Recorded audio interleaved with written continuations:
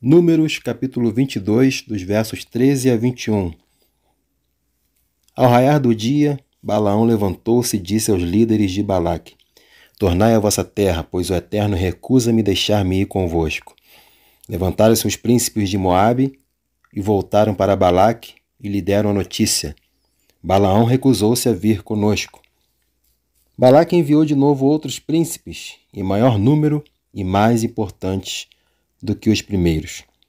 Foram ter com Balaão e lhe comunicaram: Assim falou Balaque, filho de Zippor: Eu te suplico, não recuses vir ter comigo, pois te concederei grandes honrarias e tudo o que me disseres eu farei. Portanto, vem depressa e amaldiçoa por mim este povo. Balaão deu aos emissários de Balaque a seguinte resposta: Ainda que Balaque me desse seu próprio palácio repleto de prata e ouro, eu não poderia transgredir uma ordem expressa do Senhor, meu Deus, de forma alguma, quer em relação a uma situação menos grave ou mais grave. Agora, pois, descansai aqui esta noite, vós também, a fim de que eu possa tentar descobrir se o Senhor tem mais alguma orientação a dizer-me. Então veio Deus a Balaão durante a noite e lhe ordenou: Não vieram essas pessoas para te chamar? Levanta-te e vai com eles. Entretanto, não farás senão exatamente aquilo que eu te orientar. Bem cedo levantou-se Balaão, selou sua jumenta e partiu com os príncipes de Moabe. Vamos ao Senhor em oração. Pai, nós te agradecemos mais uma vez por essa segunda mensagem, da mensagem chamada O Erro de Balaão.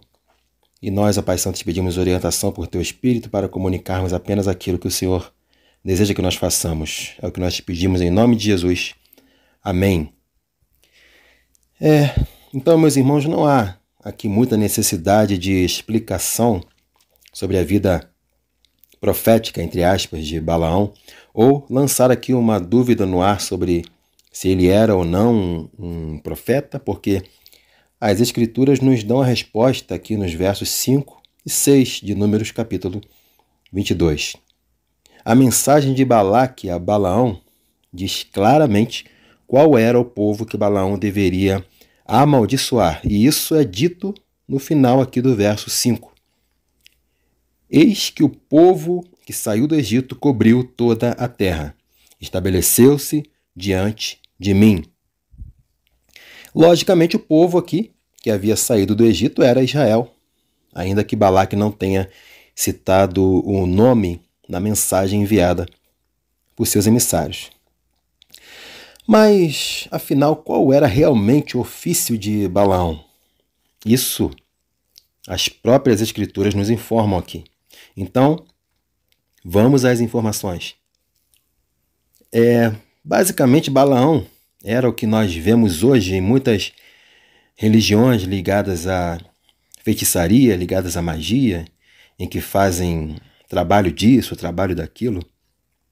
Mais ou menos por aí.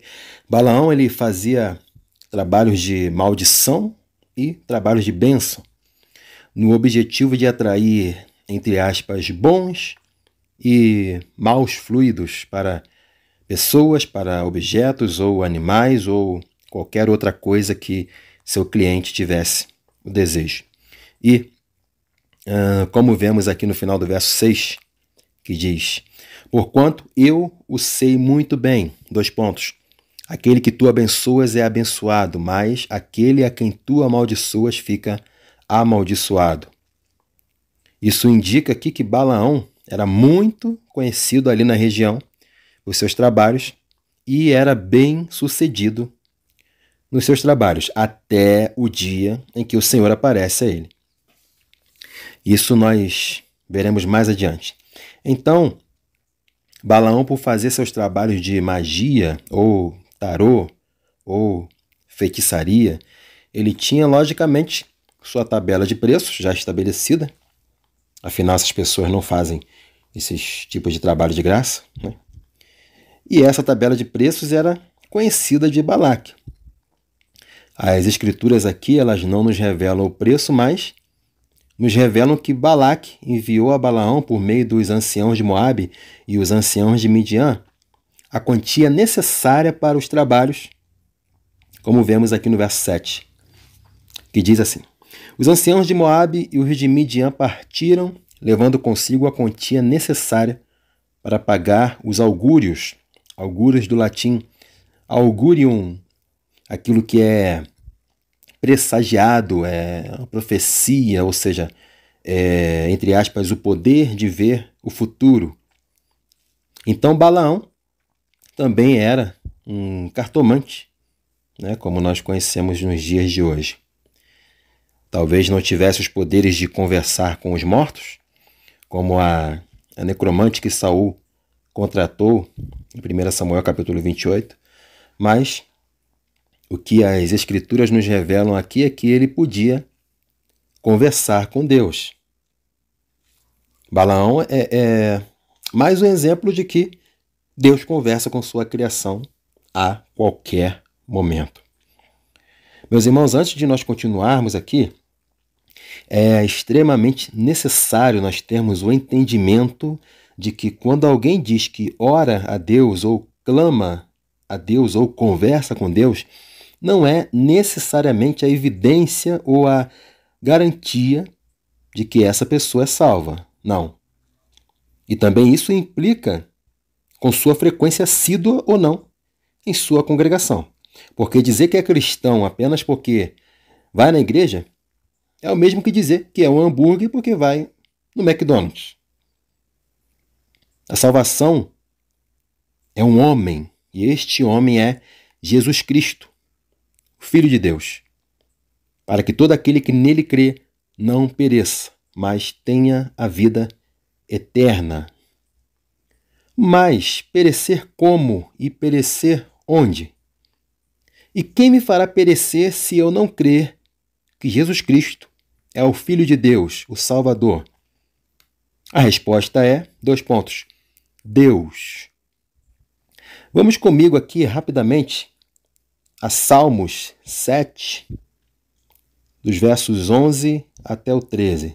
Salmos de número 7, ou capítulo 7, dos versos 11 até o 13. O Senhor nos diz: Deus é o justo juiz, Deus que demonstra a cada dia seu extremo zelo. Caso o homem não se converta, Deus afiará sua espada, pois já armou seu arco e o aponta, preparou para si armas de morte e produziu suas flechas flamejantes. Mas perecer como? E perecer onde? E mais uma vez, e quem me fará perecer se eu não crer que Jesus Cristo é o Filho de Deus, o Salvador?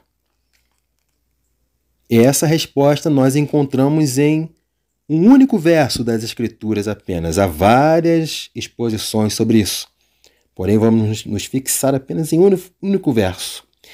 Em Mateus capítulo 10, versículo 28. O Senhor nos diz: E não temais os que matam o corpo, mas não têm poder para matar a alma.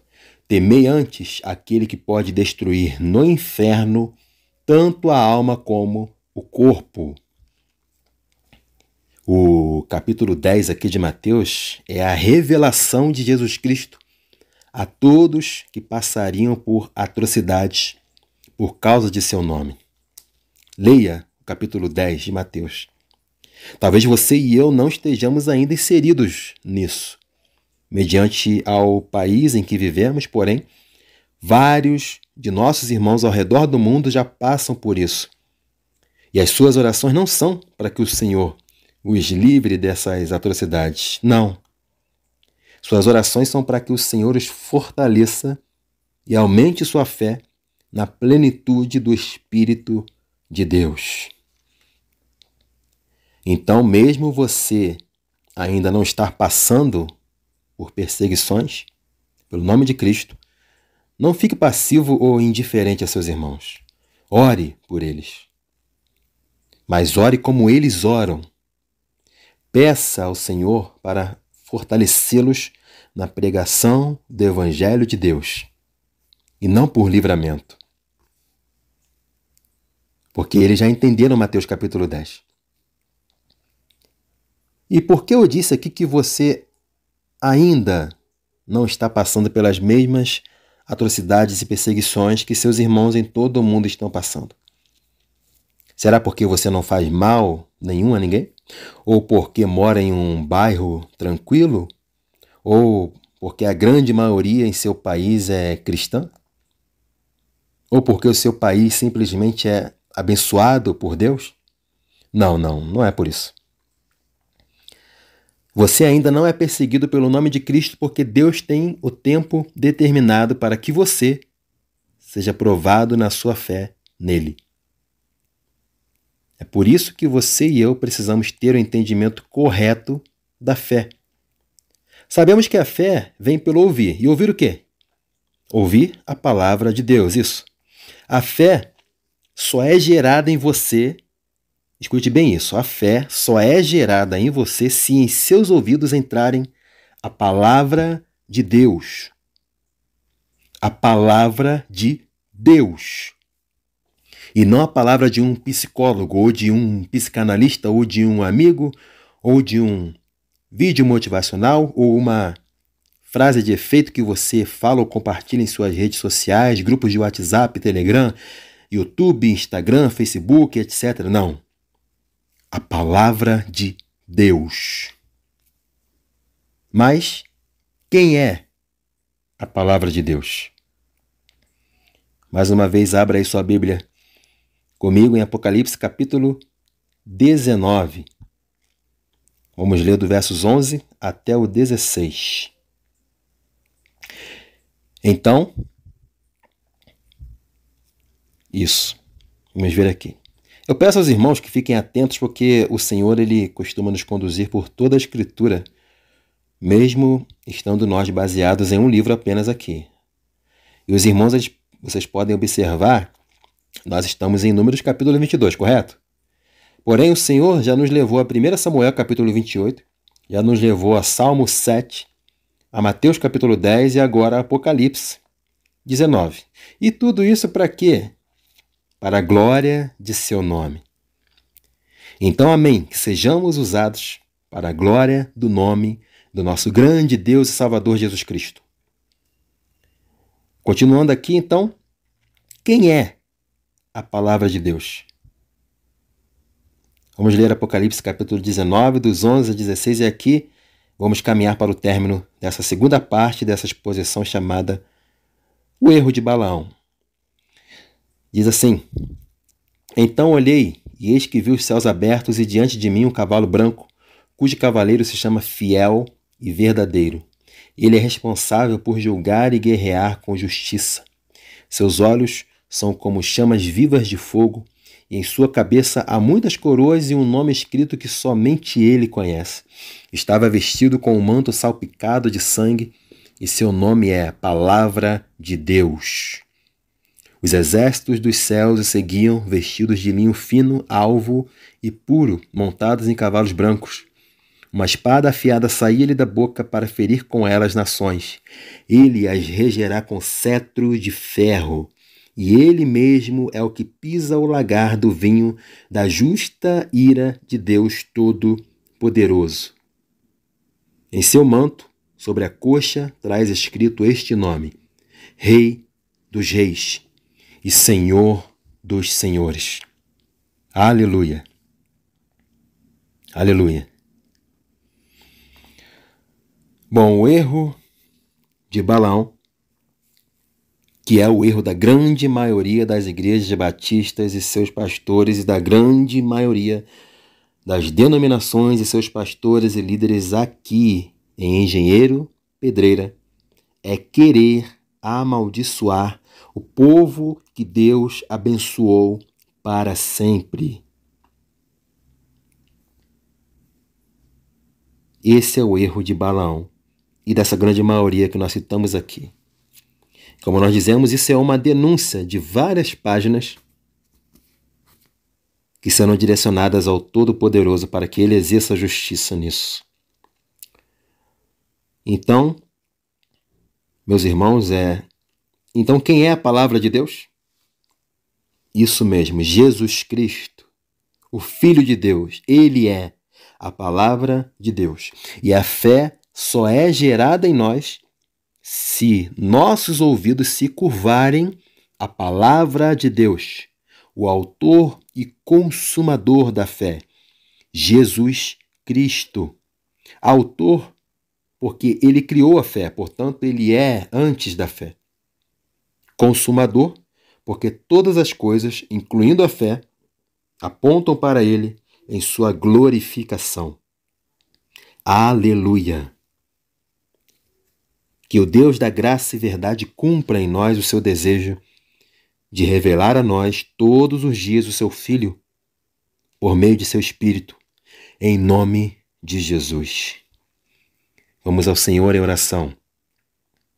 Pai, nós te agradecemos pela tua palavra, te agradecemos pelo teu Espírito morar em nós, fazer morada em nós.